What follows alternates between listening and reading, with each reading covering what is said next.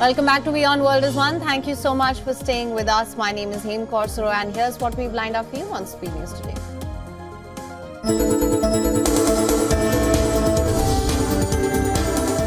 The Israeli army on Wednesday said that it launched an operation in north of West Bank as Palestinian Health Ministry reported deaths of 2 people in the city of Jenin. An Israeli army spokesperson claimed that the operation was undertaken to thwart terrorism in Jenin and Tulkarm. Meanwhile, Palestinian Health Ministry informed that 2 men aged 25 and 39 were killed by Israeli forces in Jenin. The operation comes after an airstrike by Israel forces reportedly killed 5 people in the West Bank.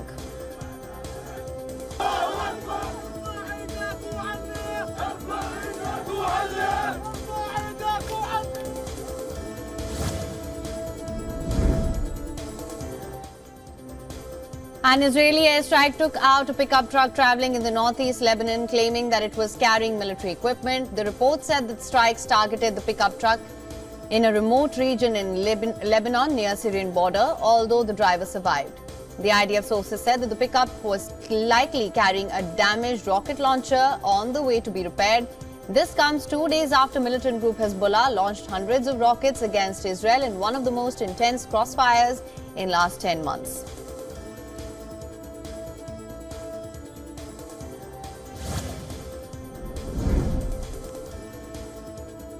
Pentagon on Tuesday said that Houthi rebels were blocking efforts to reach and assist the Greek tanker on fire in the Red Sea. The Pentagon in its press briefing said that it was aware of a third party that tried to send 2 tugboats towards the vessel to help salvage. Pentagon also said that the damaged vessel was leaking oil into the sea. However, Pentagon did not identify the third party involved. The Greek-flagged crude oil tanker is on fire after it was targeted by multiple projectiles last week. Iran-backed group took responsibility for the attack on the tanker in a televised address, claiming that the tanker violated its ban on entry on the ports of occupied Palestine.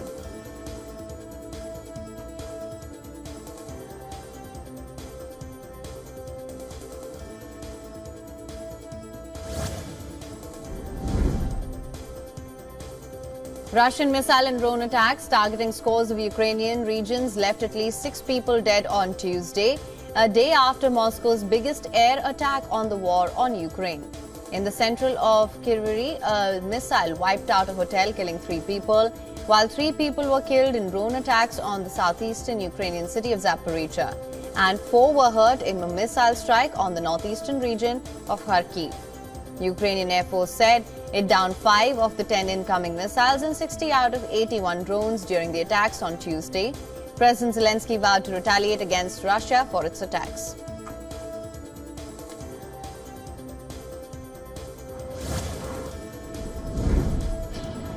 Ukraine's army chief Alexander Syrsky said that Kyiv's forces now control 1,294 square kilometers and 100 settlements in Russia's Kursk region. Syrsky added that Ukraine has taken 594 Russian soldiers prisoner during the 3-week-long incursion. On the other hand, Russian Foreign Minister Sergei Lavrov slammed the West for supplying weapons to Ukraine, which is being used by the Kyiv forces. He said that the West is playing with fire and asking for it by supporting Ukraine.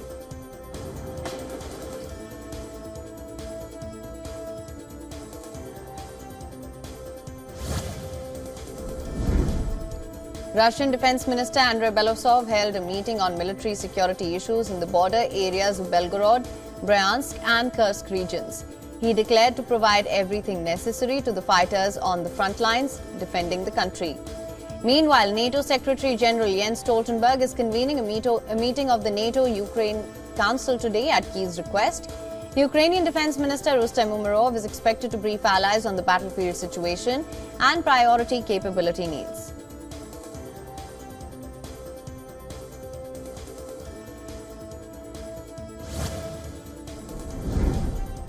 UK Prime Minister Keir Starmer made his first stop in Berlin during his 2-day visit to Germany and France. Starmer will be meeting German leaders, including German Chancellor Olaf Scholz, on Wednesday. This is Starmer's first visit to Germany as Prime Minister. The talks will focus on signing defense and trade deals and also on increasing military aid for Ukraine to counter Russia's aggressive expansion. Prime Minister Starmer will then head to Paris, where he will also hold talks with French President Emmanuel Macron.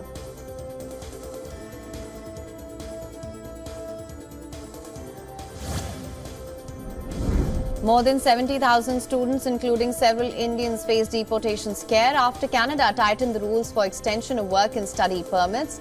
This comes after the Canadian government announced new immigration policies aimed at reducing permanent residency nominations as well as limiting study permits. The decision has sparked protests across different states of Canada. Rapid immigration amid local housing and job crisis forced the Trudeau government to take steps to control the inflow of international students. The Canadian government also aims to reduce the temporary resident population to 5% of the total population of the country.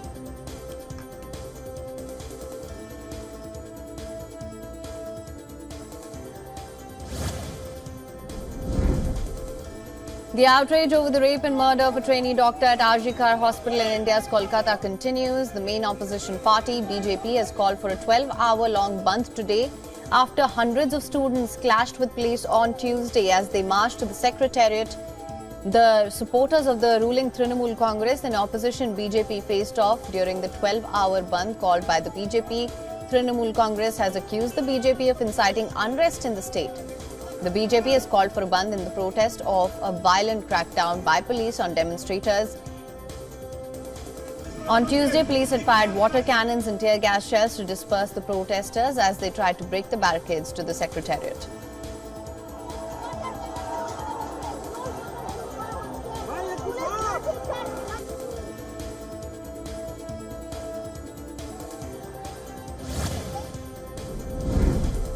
The Central Bureau of Investigation will consult experts from the All India Institute of Medical Science and DNA on the DNA and forensic reports. In the rape and murder case in Kolkata, officials said that the CBI will send the reports to AIIMS to seek their opinion in the case in order to build a watertight case. The reports will also help the agency to ascertain if accused Sanjoy Roy was the only one who committed the crime or if there were others involved.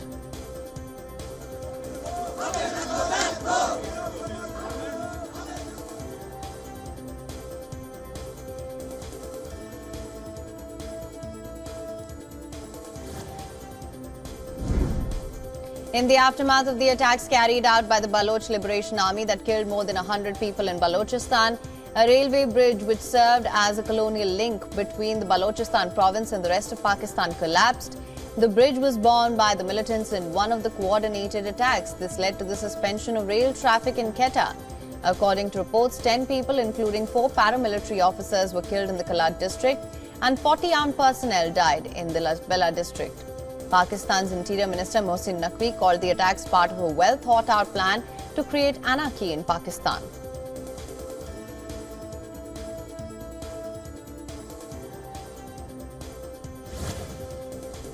The gruesome attack by the Baloch Liberation Army was condemned by both the United States and Turkey. The US Embassy in Islamabad in a statement said that it strongly condemns the attack on civilians and security forces in Balochistan, while China said that it will continue to provide strong support to Pakistan to conduct the anti-terrorism operation and will help weed out the hostile forces. Meanwhile, Turkey condemns the attack, saying that it stands in full solidarity with friendly and brotherly government and people of Pakistan in its fight against terrorism.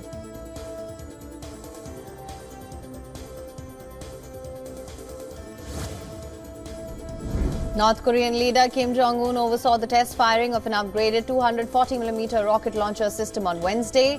The North Korean state media said that the newly tested system proved its superiority in mobility and strike concentration during the inspection testing.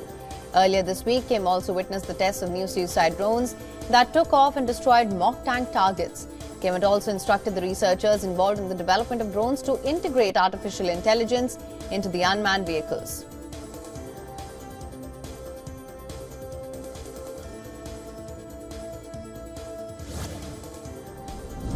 Mexican President Andrés Manuel López Obrador said that the country is pausing its ties with the United States and Canadian embassies. However, López Obrador clarified that the freeze is with the embassies and not the countries. The Mexican president is pushing a reform to elect judges by popular vote, which will include the selection of Supreme Court justices. Mexico says the judicial reform will boost democracy in the country and help fix a system that does not serve the public.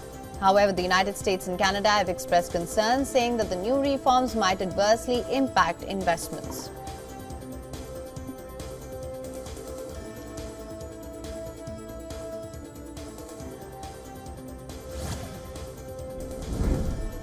U.S. federal prosecutors have filed a revised indictment against former President Donald Trump that accuses him of trying to overturn the 2020 election results to the incumbent president, his defeat to incumbent President Joe Biden. This comes after a Supreme Court ruling said that former U.S. presidents have broader immunity against criminal prosecution. The revised indictment filed by special counsel Jack Smith includes the same 4 charges which were leveled against Donald Trump last year, but it is centered more on his role as a candidate seeking re-election rather as president. Meanwhile, Republican vice presidential nominee J.D. Vance slammed special counsel Jack Smith, calling the fresh indictment charges an effort to influence the election.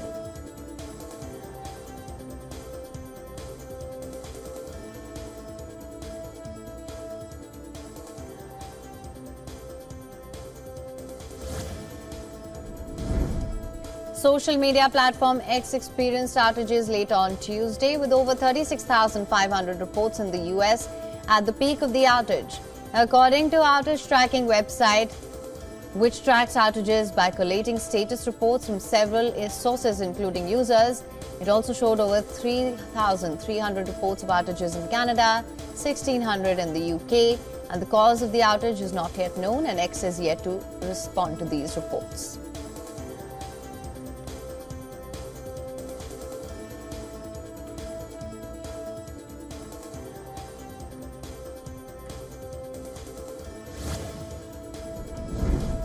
Apple has reportedly eliminated about 100 jobs in its digital services group, with the biggest cuts affecting the team responsible for its Apple Books app and Apple Bookstore.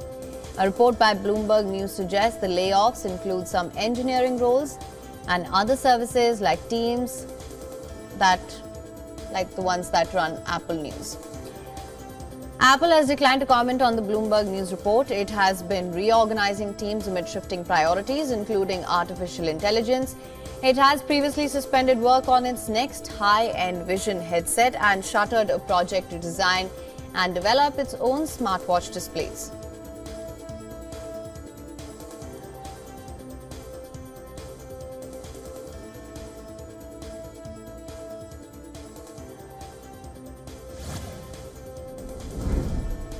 Gold prices slipped in early deals today as the dollar ticked up. Investors are awaiting a key U.S. inflation report due this week for more clarity on the size of a likely September rate cut. According to experts, the short-term trend for gold remains strong, with the potential to hit new highs.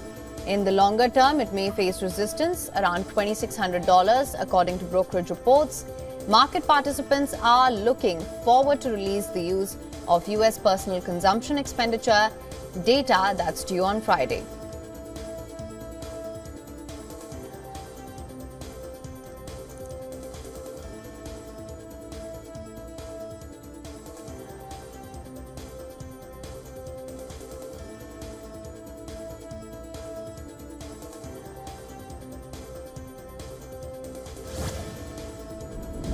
Australian inflation slowed to a 4-month low in July as government rebates on electricity bills kicked in, but progress on tempering price gains elsewhere disappointed the markets to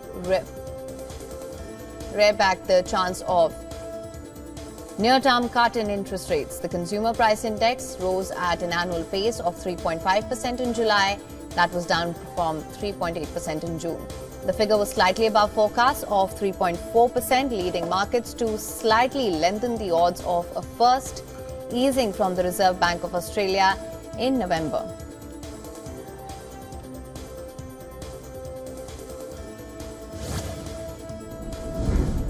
Dams and lagoons in Mexico's northern state of Chihuahua have dried down due to extremely low rainfall, leading to a drought. The dam near the town has been left with 20% capacity, while its dried bed is filled with dead fish.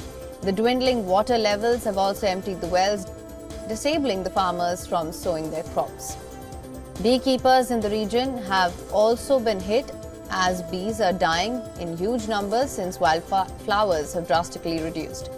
The officials have termed the situation as bleak and expected to improve in the next few months.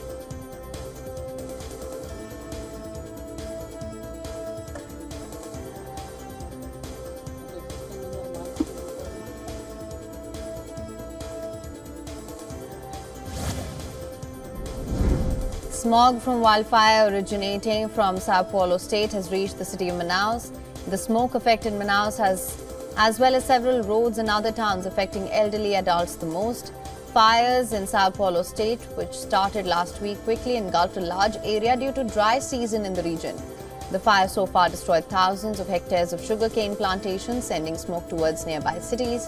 The government has arrested several suspects linked to an organized crime gang for setting sugarcane fields on fire in the state.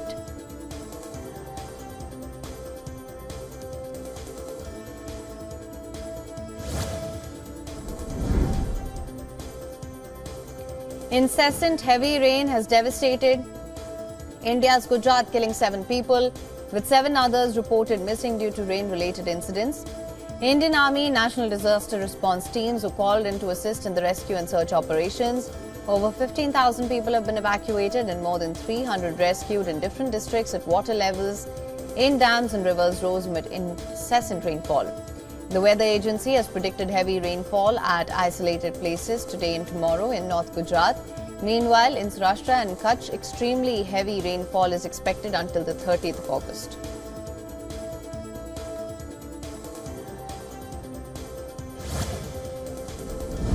According to cybersecurity firm Lumen Technologies, a Chinese hacking group exploited a software vulnerability to infiltrate several internet companies in the United States and internationally. In a blog post, Lumen's researchers revealed that the hackers targeted an undiscovered flaw in Versa Director, which is a software platform that is used to manage services for Santa Clara customers of California's base Versa networks. The researchers identified 4 US and 1 Indian victims. Additionally, Versa Networks confirmed the vulnerability and has urged customers to update their software to prevent further attacks.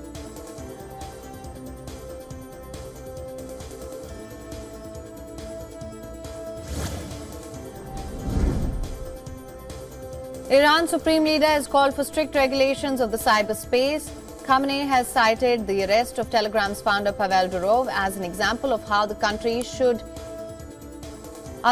too have imposed cyber controls. Iran has some of the strictest internet controls in the world. However, its block on US-based social media platforms such as Facebook, X and YouTube are routinely bypassed by tech-savvy Iranians using VPNs.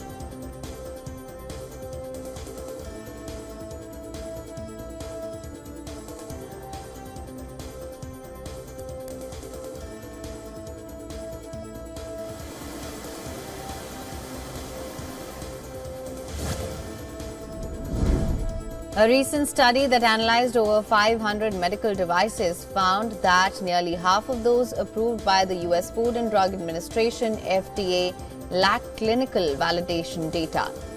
It was found that about 43% of the FDA-approved AI devices have not been tested with actual patient data. Researchers have noted that despite FDA approval, this does not guarantee the devices have been rigorously tested. The study has also revealed that some devices were tested using synthetic images rather than real patient data.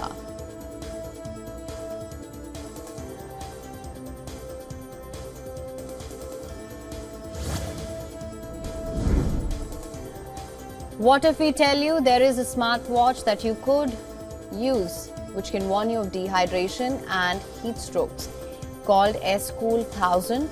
This smartwatch measures humidity and calculates the wearer's heart rate and skin temperature. Data from the device is then sent to a smartphone via Bluetooth. It uses a color-coded system to show the user's real-time dehydration level. If high or abnormal levels of dehydration are detected, automated alerts tell the wearer and anyone monitoring them to take a break and rehydrate.